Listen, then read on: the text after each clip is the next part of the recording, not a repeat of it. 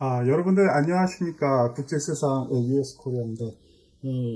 지금 뉴스를 통해서 미니애폴리스, 미네소타에서 벌어지는 일단의 그 충격적인 사건에 대해서 여러분들이 많이 접하고 있는데, 사실 이 국제세상, 이 국제관계에 있어서 이러한 화두는 지금 어느 한 나라만의 문제가 아니죠. 지금 영국도 그렇고, 뭐 유럽뿐만 아니라, 심지어 한국에서도 대중국 이슈와 여러 이렇게 이민 관련 문제에서도 모두들 이렇게 촉각을 들이오고 이 사건 자체를 볼 텐데, 사실 그 언론도 보수 성향과 진보 성향에 따라서 기사 자체가 많이 틀린 게 나오고 있고, 그리고 많은 이제 방송에서도 좌냐 우냐로 갈라져서 이 문제를 많이들 보고 있거든요.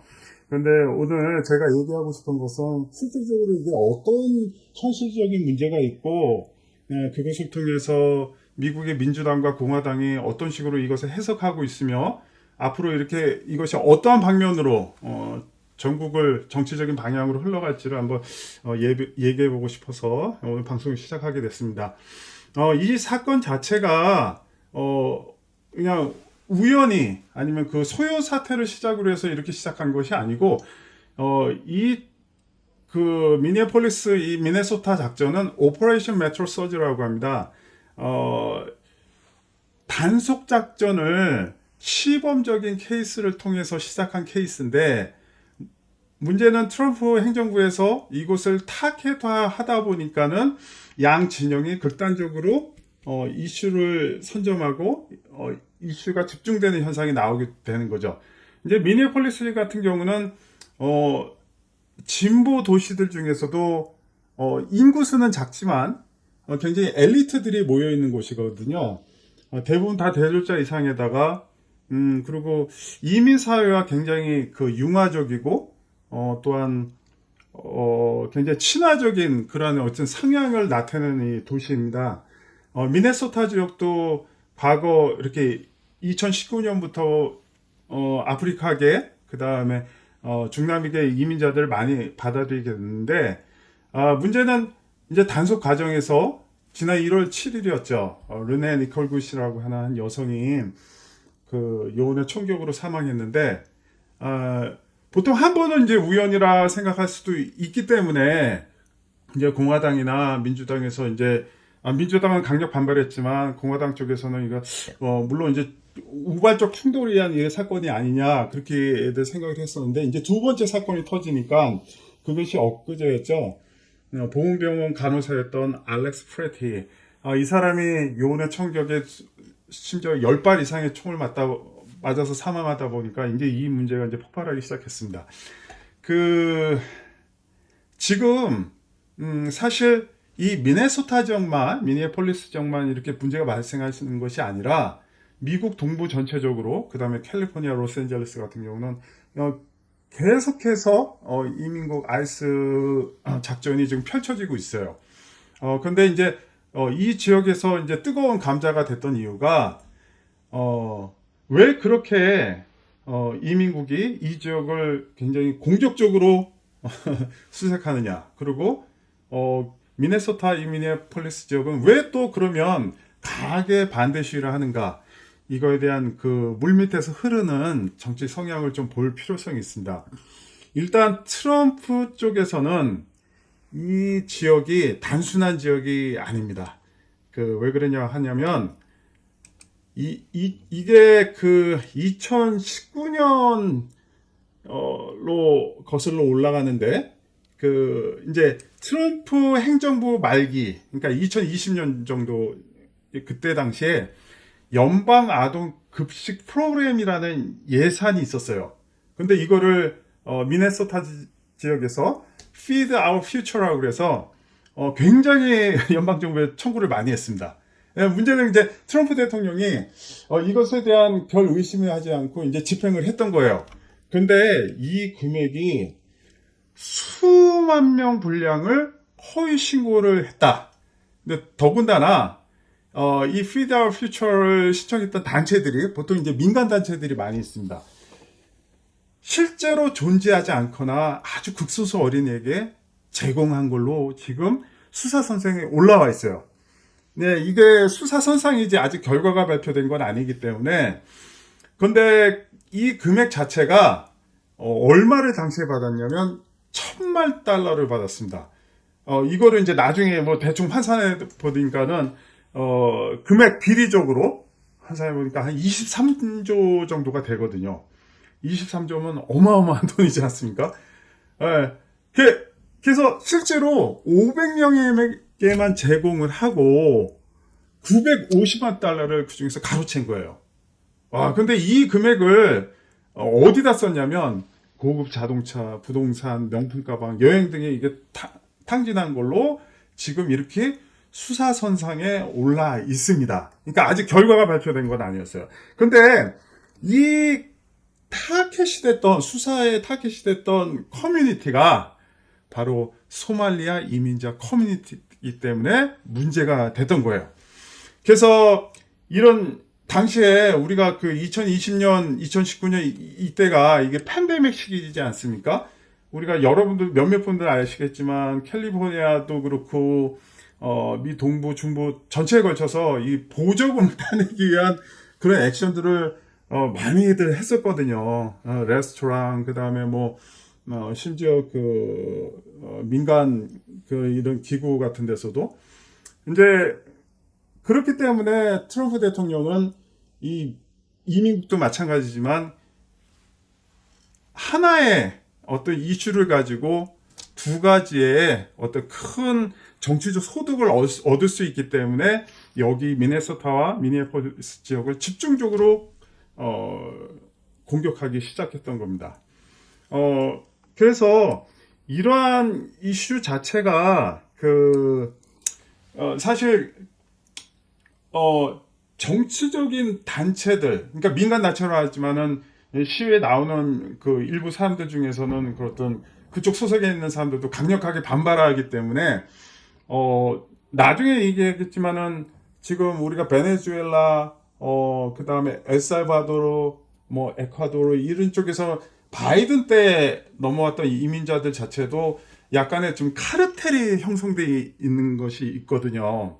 이게 단순하게 우리가 생각했을 때 국경을 넘어와서 불쌍한 사람도 많은데 우리가 이걸 이민자들을 받아주고 케어해줘야지 그 정도 선에서 얘기를 하는 게 민주당 쪽이지만 또 트럼프 쪽과 공화당 쪽은 그 깊은 이면에 어떤 거기에 카르텔이 들어있다 이렇게 좀 판단을 하고 이렇게 수사의 대상으로서 이거를 접근하는 부분이 있습니다. 그러다 보니까는 그러한 어떤 이슈 자체가 양 진영의 큰 정치적인 충돌이 벌어지기 때문에 이 작은 도시에서 이렇게 큰 이슈화가 된 것이죠. 물론 이 국토안보부 이민국 요원들이 문제 여러분들도 아시다시피 무슨 6개월 뭐 7개월 그렇게 훈련을 받았던 사람들이 아니라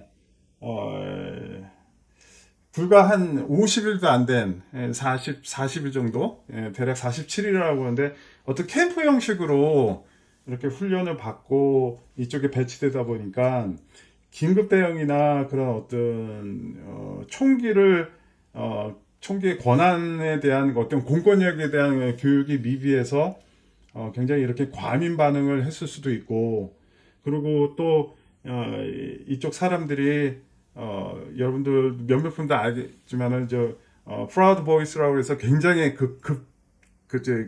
급진적이라기보다 극보수적인 그런 미국의 저항력 청년들이나 아니면 30, 40대 그런 사람들이 들어와서 활동을 되다 보니까 특별히 이렇게 진보 도시에 대한 어떤 공격적인 성향을 많이 보이게 된 것이죠. 그래서 오늘 우리가 뉴스를 보면은 사실 이러한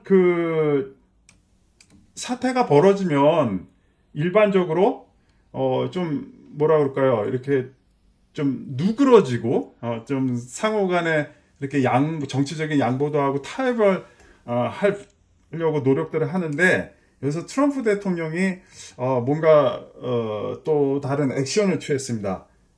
그거를 잠깐 저와 함께 기사를 한번 보시면, 네, 이 기사가 되겠는데, 트럼프 대통령이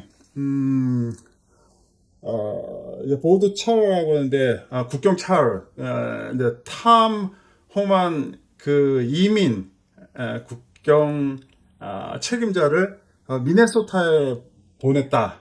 그 알렉스 프레디 그 이제 죽음 이후로. 근데 이 탐 호만이 어떤 사람이냐면 그 굉장히 극보수 성향의 그 이민자들에 대한 어떤 강경 추방 노선을 주장하는 사람입니다. 물론 이 사람에 대해서 아시는 분들도 계시겠지만, 근데 이분이 그 과거에 그 얘기했던 내용이 어떠한 게 있냐면, 바이든 행정부에서 난민을 무분별하게 받았는데, 이것이 그 2001년도부터 시작한 그 지진 피해자 보호로 이제 엘살바도르 난민을 이제 받기 시작했다고 이렇게 얘기를 하면서도, 이것이 문제는 카르텔이 형성이 됐다고 그렇게 얘기하는 사람이거든요. 그래서 보면은 마약, 밀수, 그다음에 특별히 이 이민자 흐름 쪽에 인신매매와 그 미립국이 연결이 돼서 1인당 약 3, 4천만 불에서 심지어 수만 불까지.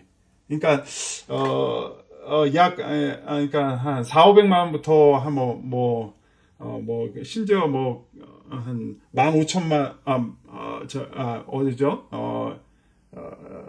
1,500만 원, 2천만 원 이런 그 이상의 돈이 그 계속 오가는 상황이었다고 그렇게 얘기를 하고 있어요.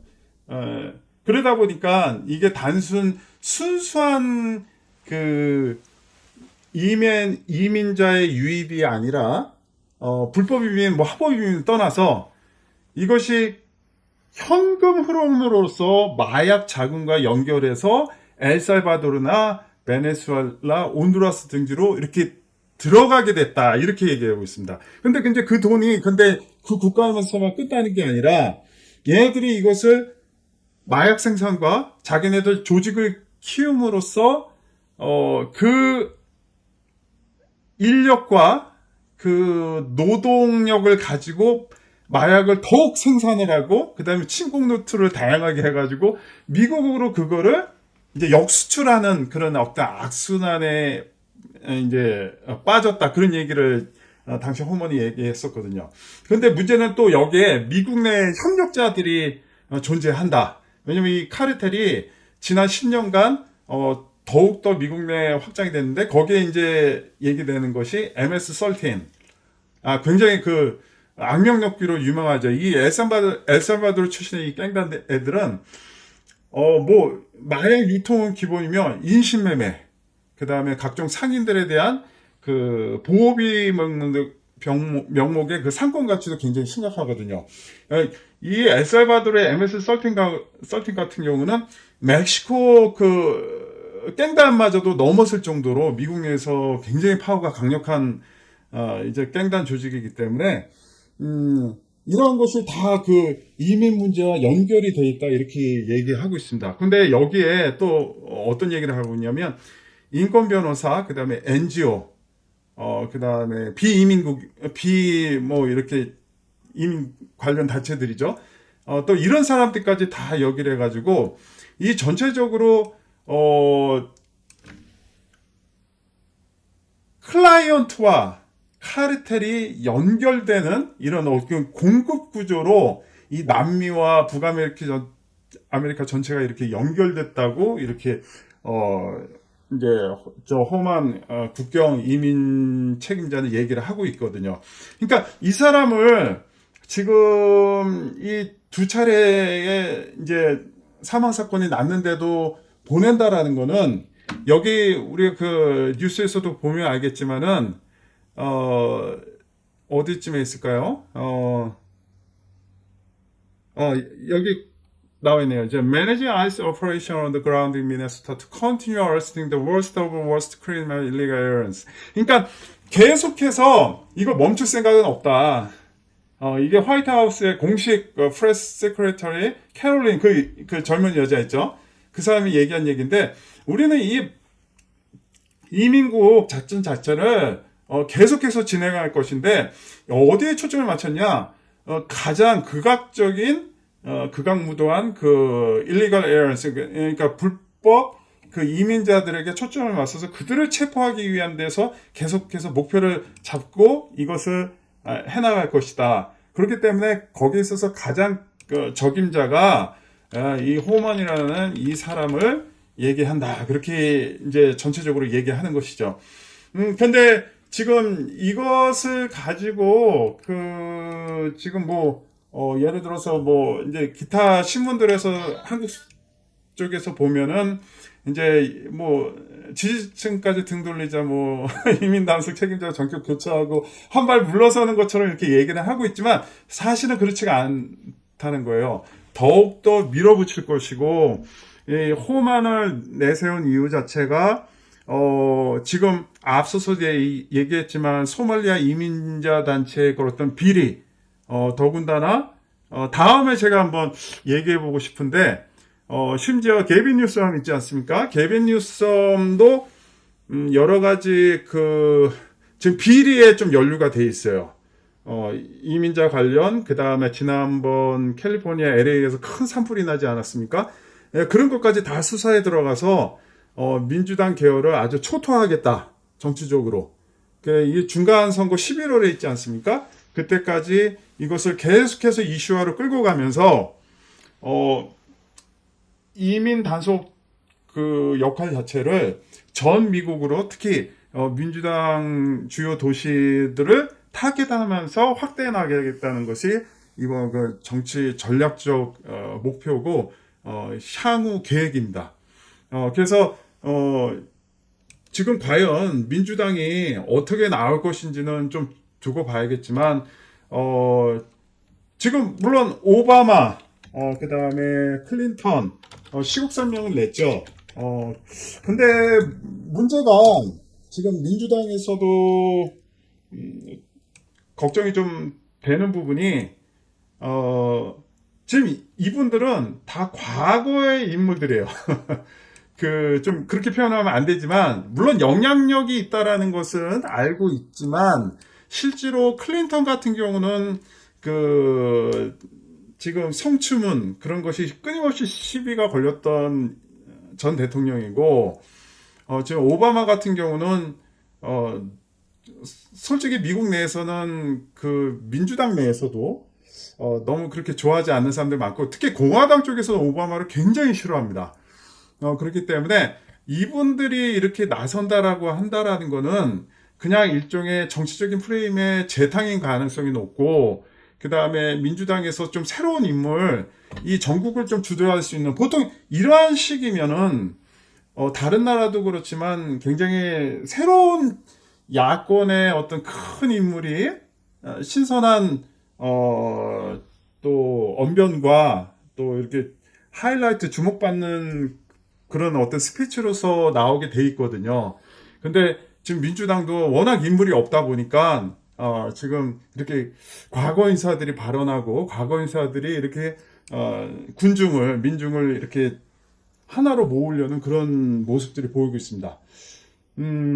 아무튼 지금 우리가 이렇게 보여지고 있는 이런 전반적인 모습 자체가 결코 이렇게 순탄하게 갈 상황은 아니고 제가 굉장히 걱정되는 것이 이번 1월 31일 그때 이제 정부 셧다운을 가지고 과연 민주당 사원에서 이 부분을 강하게 밀어붙여서 정말 정부가 셧다운 되면서 전국 혼란으로 가져갈 것인지 아니면 정치는 정말 모르는 것이고 또 지난번에 민주당 7명 인사가 좀 약간 배반하지 않았습니까? 그래서 SNS에서도 난리가 났는데 그런 것처럼 일종의 타협을 하면서 이민 문제를 어느 정도 좀 너무 이렇게 큰 소란을 피우지 않고 조용히 하자. 어차피 그 트럼프 대통령이 반이민 정책으로 당선이 됐다는 걸 민주당도 알고 있기 때문에 그런 것에 대해서 인정을 하고 협조가 아닌 협조를 통해서 정치적인 안정을 도모할 수도 있다라는 게 제 개인적인 생각입니다. 지금 또 물론 이제 지금 날씨도 춥고 사실 미 동부에서는 가장 큰 이슈가 지금 엄청난 그 겨울 폭풍이거든요. 이 상황이 한동안 월 말까지 굉장히 더 큰 이슈로 자리 잡을 수 있기 때문에 아마 이번 주는 이렇게 흘러갈 것 같고 다음 주부터 그러니까 다음 달부터 2월 초부터 다시 이것이 큰 이슈화 될 텐데 뭐 그때나 아니면 그 전에라도 방송을 다시 해서 여러분들과 같이 나누고 싶습니다. 또 그리고 저희가 그 US 코리아 국대 관계방이라서 단톡방을 운영하고 있거든요. 여기에 굉장히 훌륭하신 분들도 많이 계시고 한번 들어오셔서 여러분들과 같이 이렇게 상세적으로 논의하면서 계속해서 이런 부분에 대해서 같이 한번 살펴봤으면 좋겠습니다. 감사합니다. 좋은 또 하루, 또 좋은 한 주 되시고 또 다음 방송에서 뵙겠습니다. 감사합니다.